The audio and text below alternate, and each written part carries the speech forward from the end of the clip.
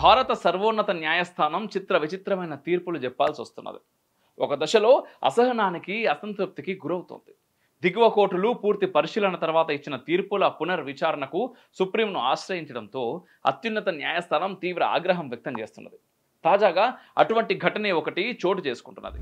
Rashtriya rifles లో పనిచేసే NSG commando Baljinder Singh తన భార్య హత్య కేసులో చండీగఢ్, పంజాబ్ కోర్టులు ఇచ్చిన తీర్పులను పునఃసమీక్షించాలని, తాను ఆపరేషన్ సింధూర్లో పాల్గొన్న విషయం న్యాయస్థానం పరిగణలోకి తీసుకోవాలంటూ సుప్రీం మెట్టెక్కిండు. బల్జిందర్ సింగ్ 2004లో అదనపు కట్నం కోసం భార్యను హత్య చేశాడు. అమృత్సర్ ట్రయల్ కోర్టు బల్జిందర్ సింగ్ కు 10 ఏళ్ల శిక్ష విధించింది. పంజాబ్ హైకోర్టు ఈ తీర్పును సమర్థించింది కూడా. దీంతో బల్జిందర్ సింగ్ సుప్రీంను ఆశ్రయించిండు.